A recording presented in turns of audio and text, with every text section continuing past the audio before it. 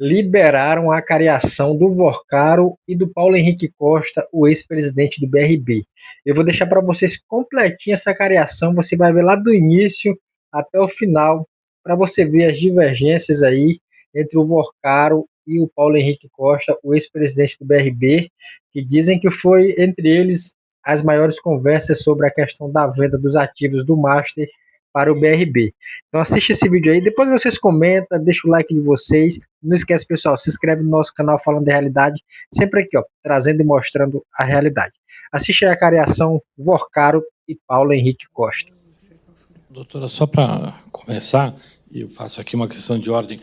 Nós entramos na sala de audiência, nós não estávamos com o celular, eu tenho um caderninho aqui anotando as perguntas que eu iria fazer.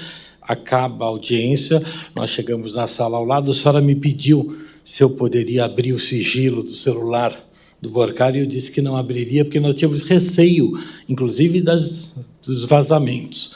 As questões colocadas aqui pela senhora, questões que vieram do ministro Dias Toffoli, já estavam sendo noticiadas pela Malu Gaspar, e falo com tranquilidade, porque nós processamos, inclusive, a própria Malu Gaspar, então não veio da defesa e não nos ajuda em nada isso. Mas é bom que fique consignado que as perguntas que foram feitas, e aqui, com maior respeito das autoridades, mas é bom que se diga, as perguntas que foram feitas hoje aqui, pela senhora, que eram perguntas ditas pelo ministro, estavam na imprensa noticiadas quando acabou o ato.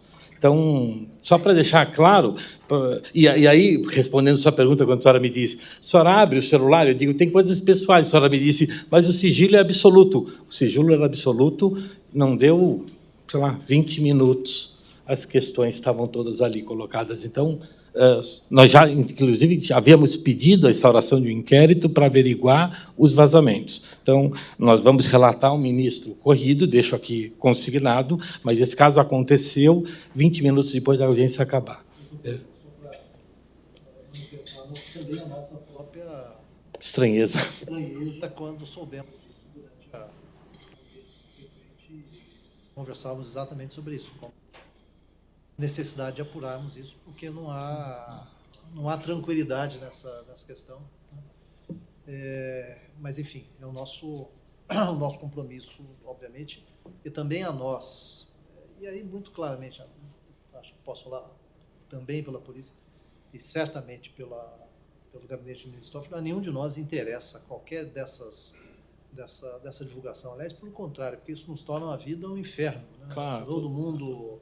Você fica ali pensando de onde sai essa informação, com quem você não pode mais conversar, ou qual é a medida adicional de proteção que nós temos. E isso, no nosso caso, especificamente do Ministério Público Federal, é um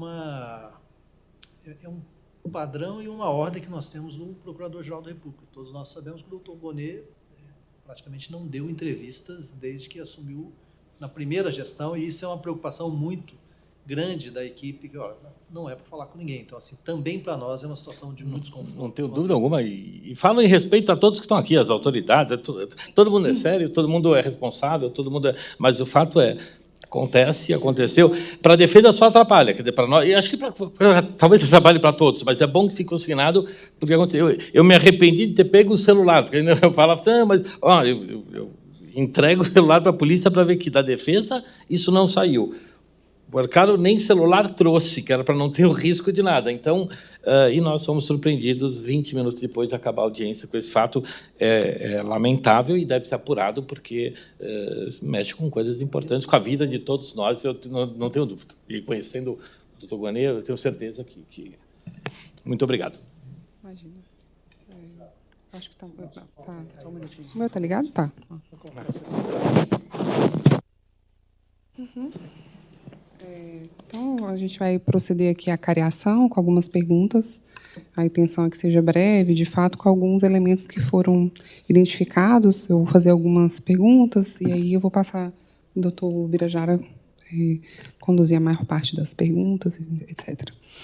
Iniciando, houve uma divergência que nós consideramos muito interessante, enfim, que merece ser explorada, é que o senhor Vorcaro durante seu depoimento, diz que, a partir de janeiro, a partir da data de comercialização das carteiras da Tirreno, o senhor informou ao BRB que o doutor Paulo Henrique estaria ciente que essas carteiras seriam de originadores, seriam originadas por créditos da Tirreno. O senhor confirma?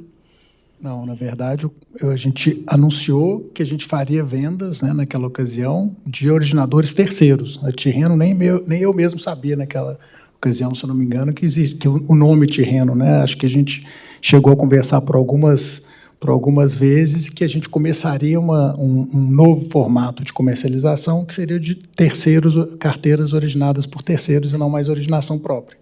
Então, o senhor avisou, então, que seriam carteiras originadas por terceiro. Sim, eu não me lembro a data específica, mas a gente chegou a conversar em algum momento que a gente teria essa comercialização desse novo tipo de carteira.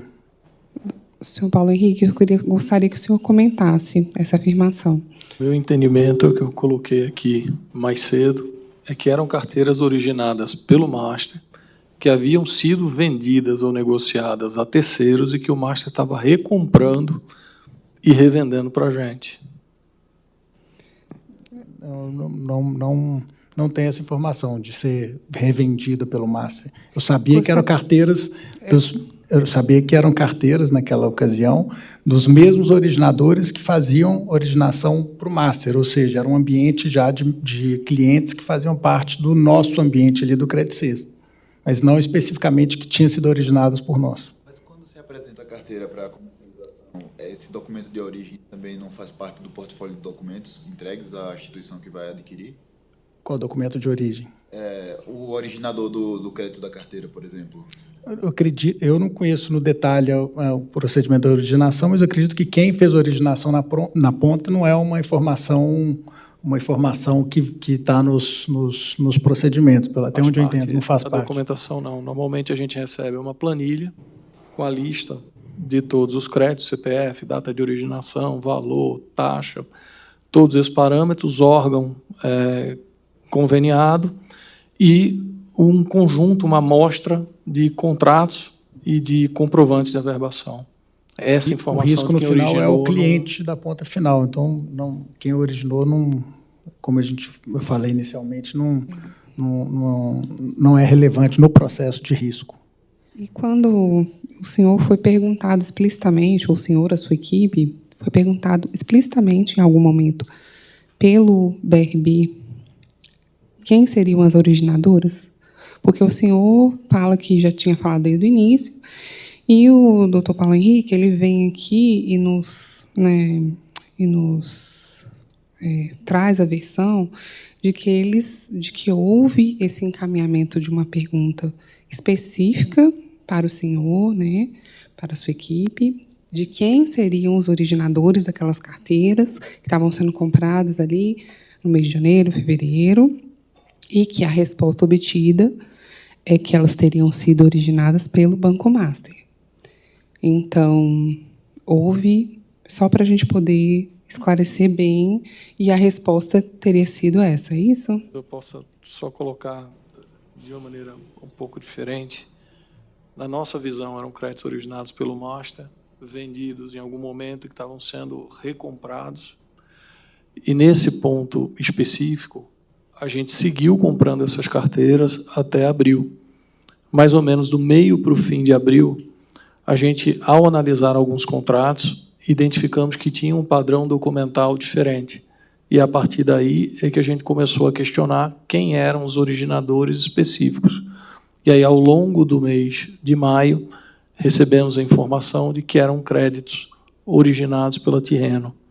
E quando a gente fala originados pela Tirreno, não significa que foi a Tirreno que produziu o crédito. A Tirreno, na verdade, era uma consolidadora.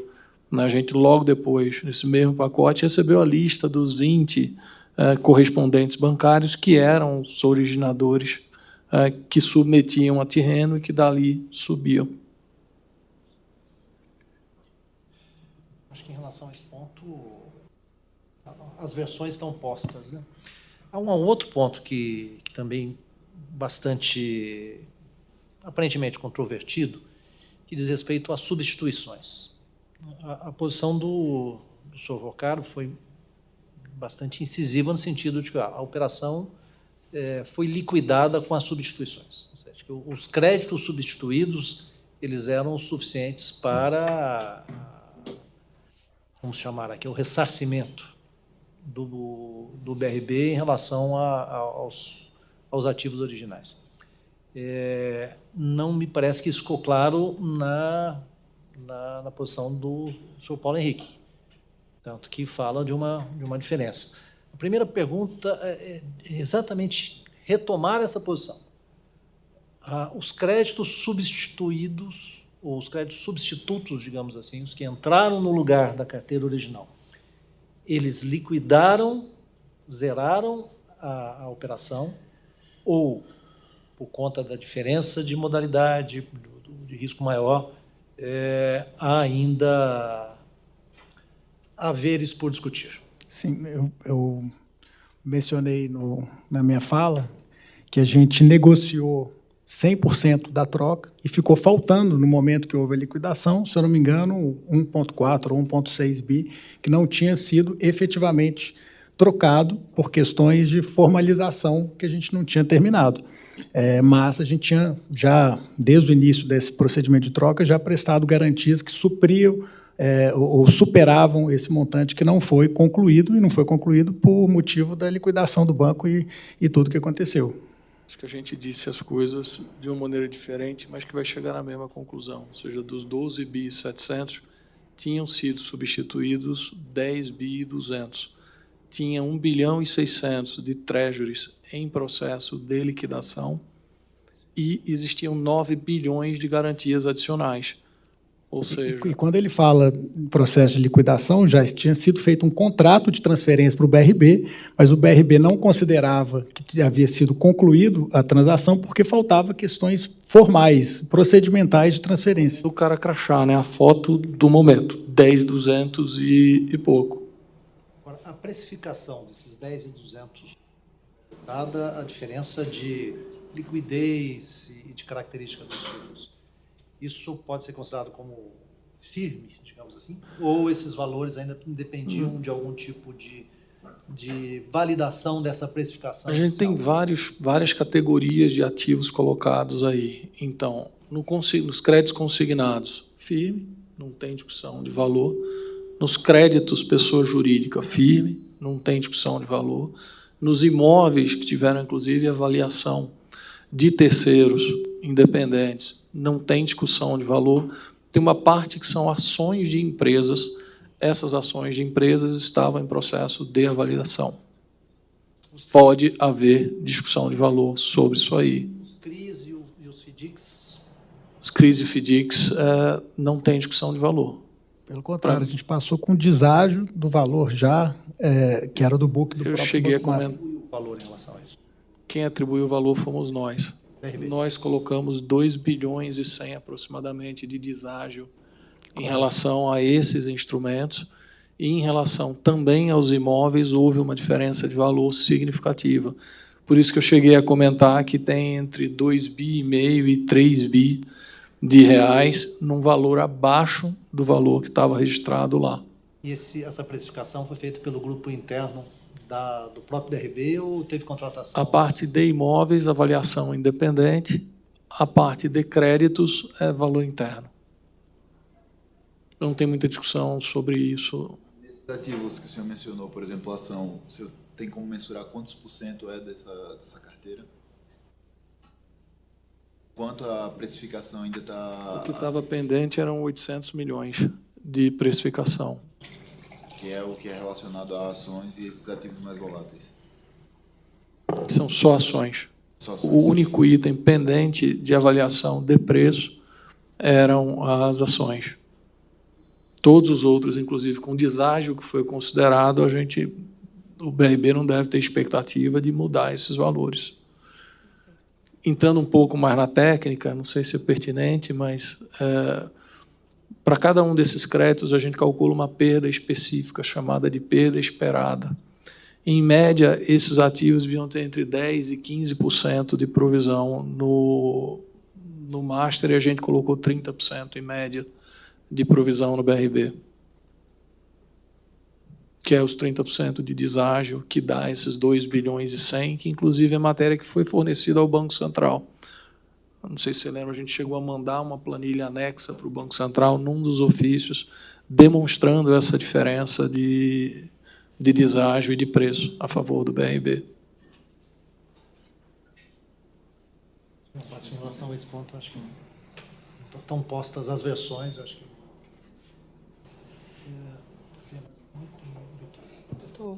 Doutor Adamec, o senhor tem mais algum apontamento? Não, a questão da conta. Ah, sim, é o extrato. O extrato, doutor Vorcaro, o senhor afirma que pagou, fez o pagamento pelas carteiras junto à Tirreno, os 6 bilhões, né? O senhor fala que é um extrato que reflete um valor de pagamento real pelos créditos que foram adquiridos junto àquela originadora. Na versão que nos foi aqui apresentada pelo senhor Paulo Henrique, acompanhado, né, e aí acompanhado pelo relatório do próprio Banco Central, aquele extrato foi apontado como um extrato contábil, enfim, tem um termo técnico, se eu me desculpe, e que não refletia a existência de saldo naquela conta. O senhor mantém a sua versão? Claro que eu mantenho. A gente fez uma conta transitória, a gente não registrou a venda, como eu disse, a gente não pagou nenhum real, eu mencionei isso claramente, a gente não foi pago nenhum real para a Tirreno, mas sim, quando a gente recebeu os valores da venda, a gente deixou numa conta que era uma espécie de conta escro. Então, que o era senhor a conta não reserva. pagou pelos créditos da Tirreno? O senhor está falando que não pagou? Não, a conta ficou numa conta escro. Né? O mas pagamento seria quando a gente transferisse da conta reserva ali, que era uma mas conta então o senhor não remunerada. pagou nada pelos créditos, é isso? Não, não pagamos. A gente não chegou a Você pagou? Ah, não, você não pagou, então. Não paguei. Ah, não pagou. Ah, não, então... É porque eu entendi que o senhor tinha falado que tinha pagado. Não, se eu falei isso, se eu dei a entender isso, foi errado. Na verdade, uma das diligências que a gente mostra e que eu fui claro que a transação não se concretizou com a Tirreno foi que a gente não pagou nenhum real pelas carteiras. Então, o senhor não pagou nada nenhum pelos real créditos. para a Tirreno. A Tirreno não teve o senhor só recebeu, então. E aí, esses 6 bilhões que o senhor iria pagar a Tirreno, o senhor ficou no banco? A gente ficou, né, e registrou nessa conta reserva. E aí, que era uma conta remunerada da Tirreno. E aí o senhor entrou... Mas esse dinheiro ficou no banco, então. O senhor não devolveu para o BRB? Não, peraí. No recebimento nosso, ele entra para a reserva do banco e é registrado dentro de uma conta remunerada, que era conta de propriedade da Tirreno. No momento do desfazimento, troca da operação, a gente teve alguns modelos. A gente teve casos que a gente recomprou a carteira e pagou o BRB, e o BRB foi lá e comprou algum ativo, e teve casos que fez a troca. Eu não me lembro operacionalmente em quais os casos ocorreu isso, mas teve os dois modelos. Né? Aí, de novo, a questão técnica, que talvez não esteja muito clara. A minha afirmação é de que não tinha dinheiro. Ou seja, existe um registro numa conta contábil, numa conta vinculada, mas aquilo não representa liquidez. Em que contexto foi feita essa pergunta para mim? Por que você não exerceu o direito de receber os 6,7 bi? É porque esse saldo contábil não representa liquidez imediatamente. Ou seja, não existia um dinheiro em si para conseguiria retirar o dinheiro sem prejudicar o Banco Master. Ou o senhor acha que eles não tinham caixa? Não tinham o dinheiro concreto para isso. Eu ia causar uma quebra em sequência da Tirreno e do Master e afetar todo o processo de troca dos ativos no momento inicial do processo de troca. Para a gente lembrar, esse contrato foi assinado 25 ou 28 de maio com a Tirreno, ou seja, não tinha condição prática, fática, de exercer o direito imediato de pagamento. E o que eu estava explicando, Paulo, assim como o Master, o BRB e qualquer outro banco, inclusive os grandes, você tem os depósitos nas contas de cada cliente, mas a liquidez ela é um caixa reserva, ou seja, nenhum banco tem disponível a liquidez de todas as contas, todos os investimentos que tem ali de liquidez imediata. Exato, porque da mesma forma que o senhor não reservou o dinheiro para pagar, não teria como fazer esse pagamento para o BRB, caso a Tirreno, se eu tivesse que pagar pelos créditos, o senhor também não teria. A gente, como eu disse, até o dia 17 de novembro, a gente honrou todos os pagamentos, todos os resgates do banco. Óbvio, com dificuldade, com planejamento, porque a gente estava vivendo um momento ali de crise de liquidez, mas sim, a gente, no momento inicial, obviamente, quando a gente ainda estava em tratativa, existia o planejamento da fusão ou da aquisição do BRB, que estava adquirindo o Banco Mas, mas, independente disso, assim como a gente honrou os outros pagamentos, e honramos, nesse caso, também com o BRB, por meio da venda de outros ativos, a gente, com certeza, iria honrar. Até o dia 17, não existiu um cliente que pediu resgate ou que fez tinha algum compromisso do banco que não tenha sido honrado. E aí, Daniel, eu acho que tem uma coisa também, de novo, numa questão mais técnica, que é, você pode dar um ativo em dação de pagamento. Então, num caso concreto, a devolução do crédito, ou a recompra do crédito para o Master poderia cumprir a obrigação dele de pagamento a Tirreno com a entrega do próprio crédito, sem movimentação financeira. Que é o que aconteceu ao final. Não, existia essa previsão contratual, mas o que existia era uma previsão de desconto daquilo que seria recebido. E, em tese, como que seria recebido? Deveria ter recebido, ser controlado, recebido pelo BRB, e aparentemente não houve esse saldo, não teve nem como a Tirreno fazer esse controle e ter essa compensação. Isso também eu entendi quando eu li o contrato, apesar de não ser técnica, mas, assim, como não houve movimentação financeira, né, isso também nem se observou. Veja, doutor, só para finalizar, entre março e novembro, a gente deu resgate de quase 10 bilhões de reais para clientes, para investidores que resgataram do banco. Ou seja, o banco estava operacional. O caso da Tirreno, o que aconteceu foi que a gente realmente foi pego de surpresa na questão de um desfazimento num volume grande. E aí sim entra uma questão comercial, de se combinar, de se planejar, de se programar ativos. Eu acho que tanto o Banco Master quanto o BRB foi diligente e conseguiu concluir a troca e a execução e a não concretização do negócio inicial com as carteiras, sem, como eu disse no começo, e volto a afirmar, sem qualquer prejuízo para o BRB.